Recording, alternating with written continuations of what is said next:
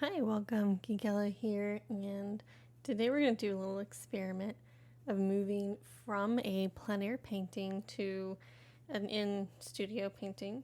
So I just got back from a trip to North Carolina, and I went to an area with a lot of waterfalls, and went to this area called Dry Falls, and tried some plein air painting there.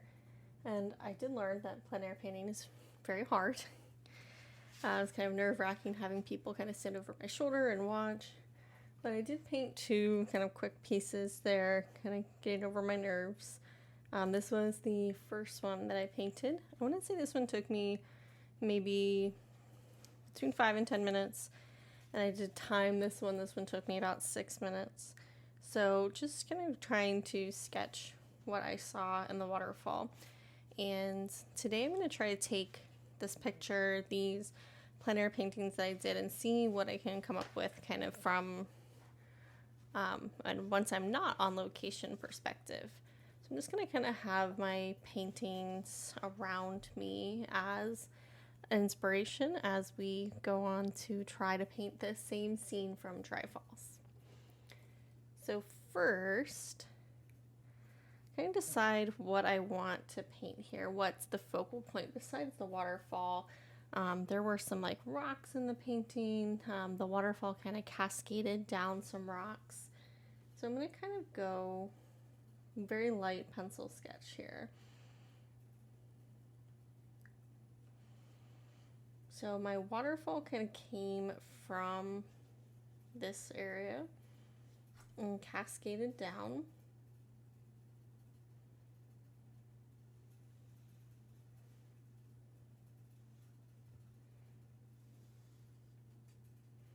And then there was like a second part of the waterfall that also kind of cascaded. So we'll kind of include that bit too.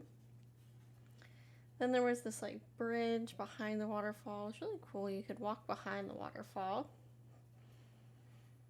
And then the water kind of changed here directions as it cascaded down some rocks. And then we had greenery down here, trees up here. So we'll kind of work with this as our basic sketch. I think we're going to start a little bit wet. So I think I'm going to start by letting this, maybe we'll let this dry a little bit, and we'll pick out some colors. I think that green gold would be really good for some of the mossy things in the painting, as well as, how about Aussie red gold for some of the like rusty rocks in the background? We do have lots of bluish greens, so I think I'm gonna go with some Cascade green for some of those bluish greens. And then I want a watercolor. Like, I like the water to not just be white, to give it more impact of blue. Let's just stick with the French ultramarine here. And I'm going to, oh, this is hard. I did a lot of like purple in my plein air painting. So instead of going with Payne's Gray, I think I'm going to go with Moon Glow as kind of a dark color to kind of mimic these color choices that I made on location. All right, and we are going to just use this mixing tray that I already have. It might have some other random colors in there, but these are the main colors that we're going to use. So I think I'm going to start by just getting some colors on the paper. I'm just going to re-wet the paper a little. I spent too long picking my colors.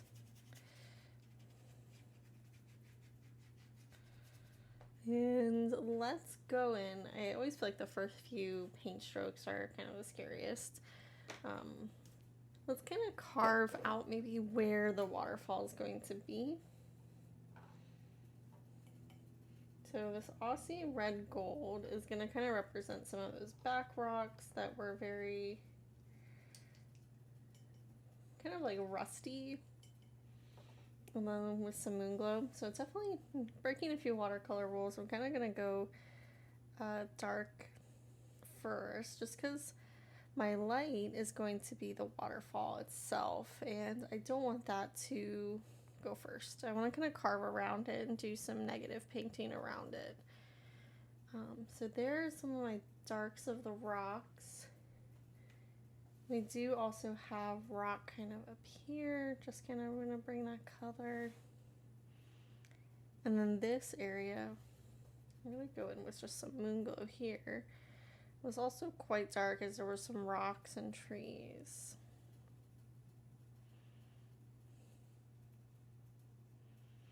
One thing I noticed about plein air is I was a little hesitant to work more wet on wet. I kind of stuck with a more wet on dry approach.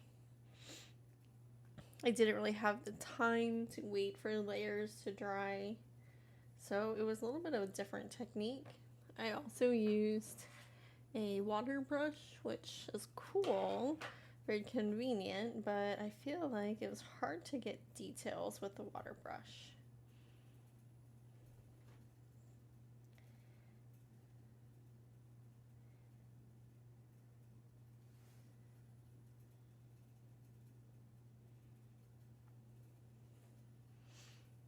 Alright, so there's some base layer for the rocks.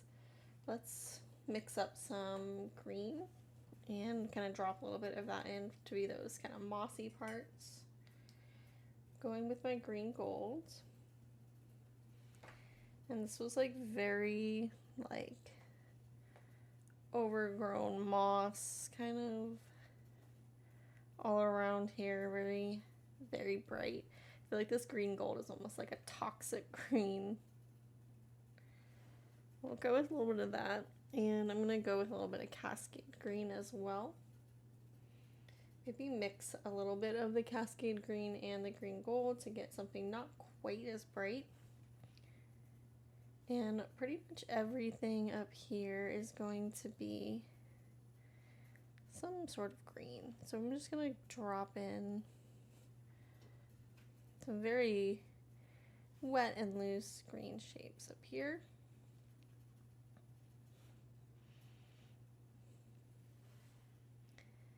And maybe down here we'll also add in a little bit of that. I'm gonna go ahead and drop in a little bit of dark color behind the waterfall, just so it's not like pure white behind the waterfall.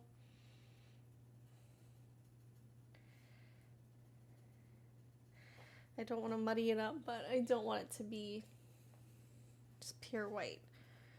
And then I'm just gonna go with some loose blue here.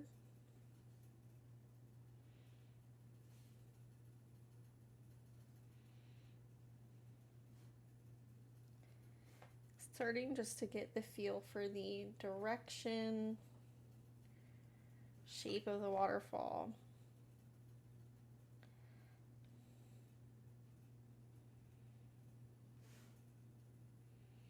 Remember, here was where it kind of cascaded down these rocks.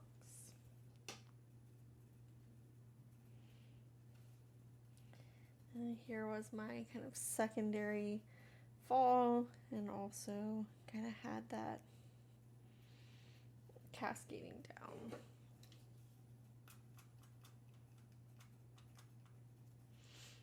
Right, so here is my first layer of my painting. We're going to let this dry and come back and start carving in some more details. All right, my first layer of the painting is dry. Now we're gonna start going in with more detail. I'm going to switch to a slightly smaller brush. I was using a quill brush, size 0. It does get a nice and thin. I might go back to that. I think I'm gonna go in with a little bit of a size 4 round brush.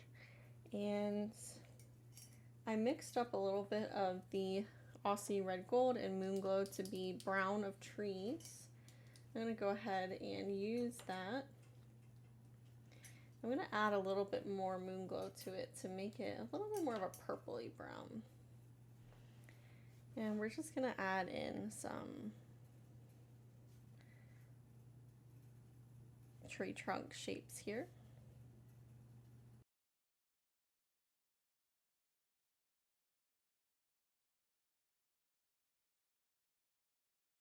Now I think I'm going to go in and use some of the same brown along with some moon glow and carve out some of my rock shapes a little bit more detailed. This is going to be still a semi-abstract painting, so I'm not going to go ultra detailed, but I do want, obviously more than we have just in this back layer.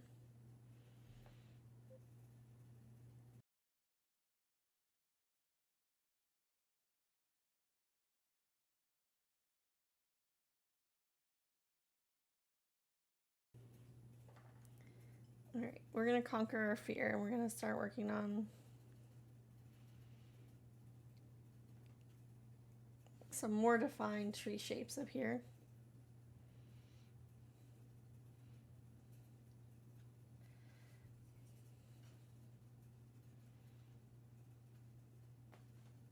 And this is in the middle of a forest, so these are very kind of dense. You lose individual tree shapes. Everything's kind of blending together.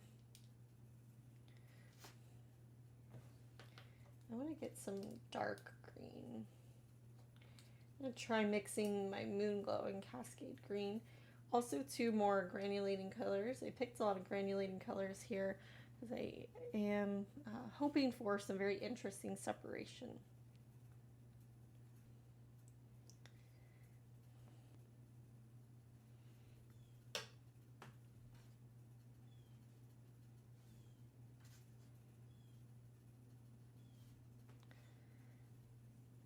Let's try just splattering a little bit up there, and maybe we'll splatter a little. I want some kind of water flow marks, and the hard part with painting a waterfall is deciding what to paint and what to leave unpainted, because waterfalls obviously are kind of bluish white, so sometimes it's hard to decide what am I going to leave white and what am I going to paint more of that water blue.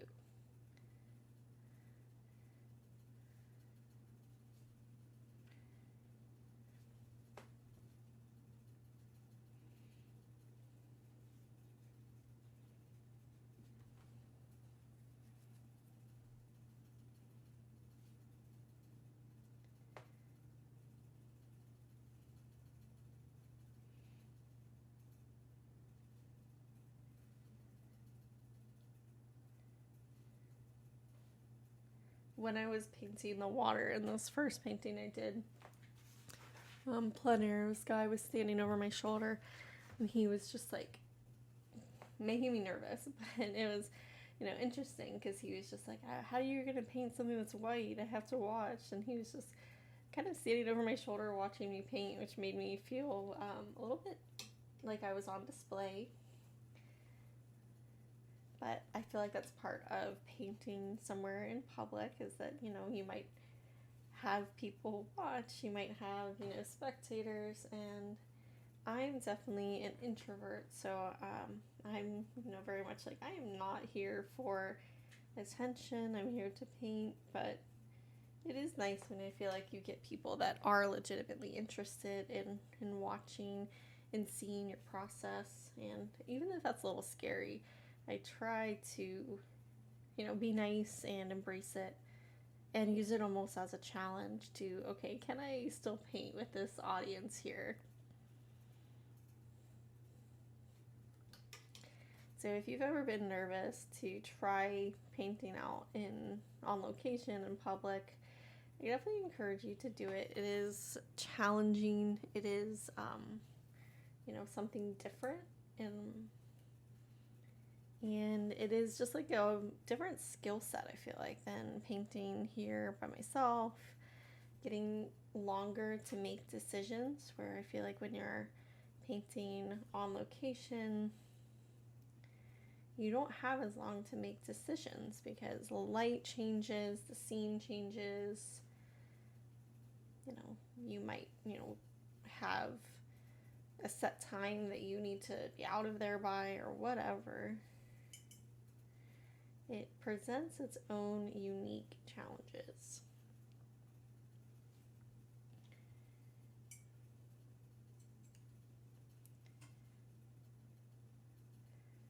Do some kind of scribbly down here to show that this is where the water is meeting this bottom area. And then at the top, try to show that this right here is where the water is coming from.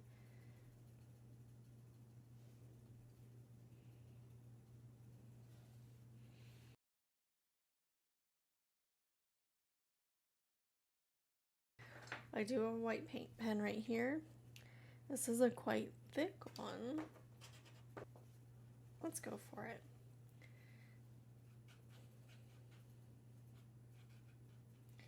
The nice thing about these Posca markers is that they are still water-based, even though they are acrylic, so we can go in with the paintbrush and kind of adjust things with them.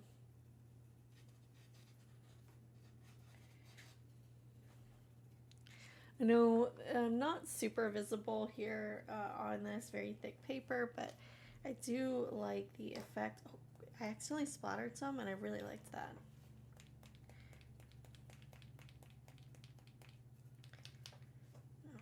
See, sometimes you just use your tools in ways you did not expect.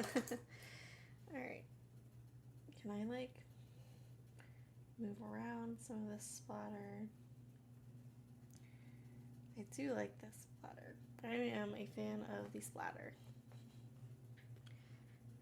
I'm not liking this one very big dot right here, so we'll kind of erase that. And I think I'm going to call this painting done, or maybe done for the moment. This was a fun experiment to see how we can go from something on location in plein air. Here is the photo from the actual location, along with my painting that I had done there.